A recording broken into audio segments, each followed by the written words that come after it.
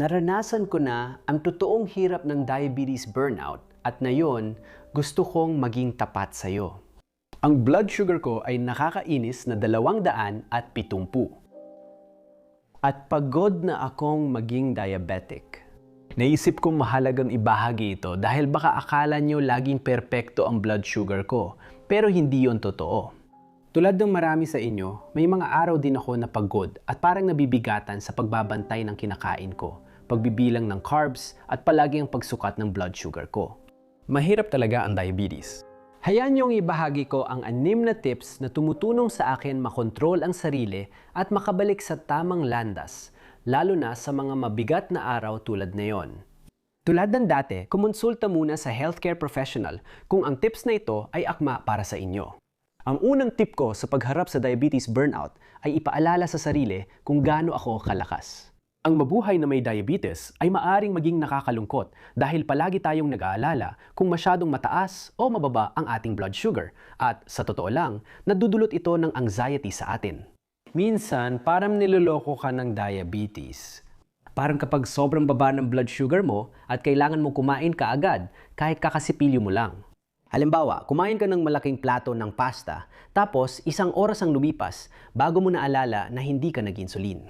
O kapag pumalya ang insulin pump site mo sa gabi at nagising kang sobrang sama ng pakiramdam na blood sugar mo ay 3.50. Minsan talaga nagagalit ako kapag may ganitong nangyayari sa akin. Maraming may diabetes ang nakakaranas ng anxiety, depression at eating disorders. Pero ang talagang nakakatulong sa akin sa mga araw na tulad na yon ay ang ipaalala sa sarili ko na sa loob ng 35 taon ng pamumuhay na may diabetes, sa 35 taon ng burnout at frustration, ako ang naging pinakamatatag na tao na kilala ko. Ang sakit na ito ang nagpapalakas at nagpapatatag sa atin at kaya kong lumaban dahil sa lakas na naipundar ko sa mga nagdaang taon. Kaya ko ito, kaya mo rin. Malaking tulong din ang pananagutan ko sa sarili. Gusto ko magtakda ng mga layuning makatotohanan at madaling abutin. Ang mga layuning ito ay maaring kasing simple ng pagpapabuti ng HbA1c ng 0.1% o pagtaas ng oras ko sa target glucose range ng 1%. Kung ang layunin mo ay kasing liit ng pagpapababa ng HbA1c mo mula 8.0% papuntang 7% sa susunod na test o pagtaas ng 70, 2% papuntang 73% sa loob ng susunod na 7 araw, malamang na makakamit mo ang layuning iyon at magiging maganda ang pakiramdam mo. Kaya mas malamang na unti-unti kang lalapit sa mas magagandang resulta. Mahalaga para sa akin ang magtakda ng layunin at sukatin ang mga bagay dahil hindi mo mapapabuti ang hindi sinusukat. Epektibo sa akin ang magsimula sa simple at dahan-dahang gawing mahirap ang mga layunin. Tip number 2, magtakda ng realistic na layunin. Tandaan, magkakaiba ang bawat tao. Sa iba, mas mahirap kontrolin ang blood sugar kumpara sa iba. Huwag mong ikumpara ang sarili mo sa iba, kahit sa akin. Diabetes mo yan. Katawan mo yan, buhay mo yan, at ikaw ang may karapatang mamuhay ayon sa gusto mo. Huwag mo ikumpara sarili mo sa iba. Ngayon, tip number 3 na tayo sa pagharap sa diabetes burnout. Alam mo, ang pagiging diabetic ay parang full-time na trabaho na wala naman sa atin ang pumili o nag-sign up para dito. Mag-test ng blood sugar ng 10 beses sa isang araw o gumamit ng continuous glucose monitor. Pinaplano mo lahat ng kakainin mo ng maaga at alam mo dapat kung paano eksaktong maapektuhan ng kahit anong ilagay mo sa bibig mo o kahit anong gawin mo ang blood sugar mo. Laging may baong meriendang pang low glucose at tinitiyak na may sapat na gamit sa diabetes kahit saan pumunta. Laging sinusubaybayan ang regular na appointment sa endo, pakikitungo sa mga doktor at nurse, pag-order ng gamot at gamit para sa diabetes, pakikitungo sa botika at insurance. Nakakainis, nakakalungkot, at nakakabigat ang mga ito. Ang ganitong trabaho ay nananailangan ng malaking bayad para may mag-apply. Kaya sa tingin ko, malaking tulong na ipaalala sa sarili ko ngayon ang mga hindi inaasahang benepisyo na dala ng diabetes. Sa mga taon ng pagiging diabetiko ko, natutunan ko na ang nutrisyon ng halos lahat na kinakain ko. Alam ko na ang carbohydrates na walang kasabay na protina o taba ay mabilis magtaas ng blood sugar. Alam ko na masama sa akin ang sobrang na prosesong pagkain dahil pinapataas nito ang insulin resistance ko. Alam ko na maganda ang fiber para sa akin dahil pinapabagal nito ang pagtunaw ng pagkain at pinapabagal din ito ang pagtaas ng blood sugar mula sa kahit anong carbohydrates na kinakain ko. Hindi alam ng karamihan sa hindi diabetic ang ganitong mga bagay. Ang kaalamang ito ay nagbigay sa akin ng kalamangan dahil maayos at masustansya ang kinakain ko. Ang isa pang di inaasahang benepisyo ng diabetes ay mas masusing medikal na pagmamanman ang natatanggap ko. Ang aking endo ay nagsasagawa ng kumpletong pagsusuri ng dugo at iba pang iba't ibang mga pagsusuri bawat taon. Kung may iba pang problema, agad nila itong matutuklasan at maganda ito. At naisip ko na maraming mga kaibigan kong malulusog ang namumuhay na may mga hindi natutuklasang problema o sakit sa loob ng maraming taon dahil hindi sila nagpapasuri. Hindi sila kailanman pumupunta sa doktor. Kaya ang tip number 3 ay paalalahanan ang sarili sa lahat ng practical at di inaasahang benepisyo ng pagiging diabetic. Pumunta tayo sa susunod na tip. Isang bagay na laging nakakatulong sa akin kapag nahihirapan ako sa mental health dahil sa diabetes.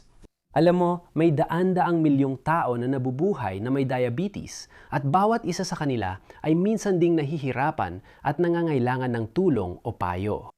Kapag malungkot ako, nakakatulong sa akin ang lumabas at tumulong sa kapwa diabetic na nangangailangan. Madalas akong gumagawa ng video para sagutin ng isang tanong o alalahanin. Pero may daan-daang iba pang paraan na pwede mong gawin ito. Pumunta ka sa YouTube o Facebook at mag-iwan ng komentong sumusuporta sa kapwa diabetic o magbahagi ng mahalagang impormasyon na nakatulong sa iyo para mapadali ang buhay mo bilang may diabetes. May taong matututo mula sa iyong kaalaman at karanasan. Alam kong maaring hindi ito inaasahan.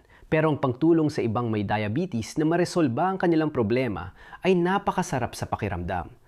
Base sa aking karanasan, mas gumagaan ang mga pagsubok kapag tumutulong ka sa iba. Punta na tayo sa tip number 5 para labanan ang diabetes burnout.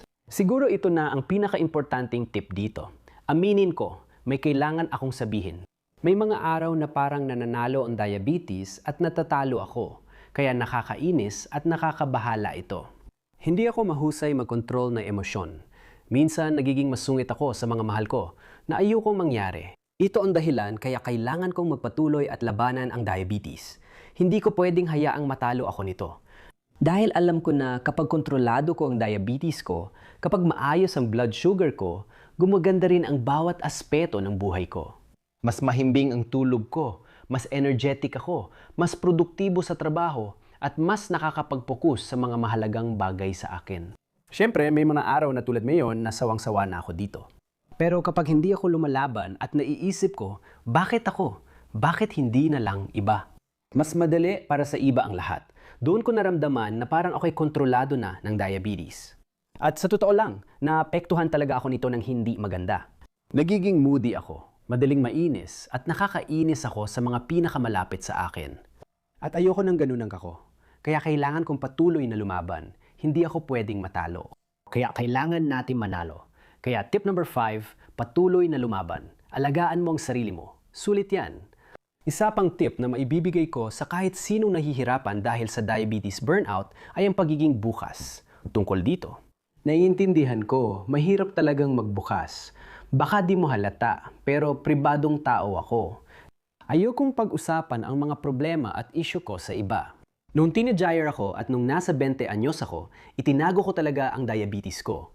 Dati akong pumupunta sa banyo para tingnan ang blood sugar ko o mag-inject ng insulin. Ayokong makita ng iba. Ayokong malaman ng iba na may diabetes ako. Pero nung nasa 30 punas na ako, nagbago ang lahat at naging bukas na ako. Nagsimula akong gumawa ng mga video tungkol sa kalagayan ko at nagsimula akong mag-post ng mga ito sa internet. At napantanto ko na ang pagkakaroon ng komunidad na mapagbabahagian ko ng aking mga pinagdadaanan ay talagang nagbago ng lahat para sa akin. Mahirap ang diabetes, alam ko, pero mas mahirap kapag mag-isa mo lang itong hinaharap. Base sa karanasan ko, ang pagiging bukas tungkol sa kahit anong issue sa mental health na may kinalaman sa diabetes ay talagang makakatulong. Sa totoo lang, alam mo ba, gawin mo akong pabor. Pumunta ka sa comment section at isulat mo kung bakit sawang-sawa ka na sa pagiging diabetic. Ano ang bumabagabag sa iyo ngayon? Kung maganda ang pakiramdam mo at pakiramdam mo kontrolado mo ang lahat, mag-iwan ka ng mensahe ng suporta sa comment section para sa mga hindi maganda ang kalagayan. Salamat sa ginawa mo. Mahalaga sa akin yon dahil may sarili akong paraan sa pagharap sa diabetes burnout at mga issue ito. Pero maaring hindi gumana sa iba ang mga paraan ko. Kung ibabahagi mo ang tips at karanasan mo, mas marami tayong matutulungan na may diabetes sa mental health issues nila. Layunin ko ito para sa video. Pakiusap, humingi ng tulong kung kailangan. Ayos lang at makabubuti na pag-usapan ang mga bagay-bagay kasama ang isang profesional sa kalusugan kung kailangan mo. Pwede mo rin akong i-message sa Patreon kung gusto mo makipagkwentuhan.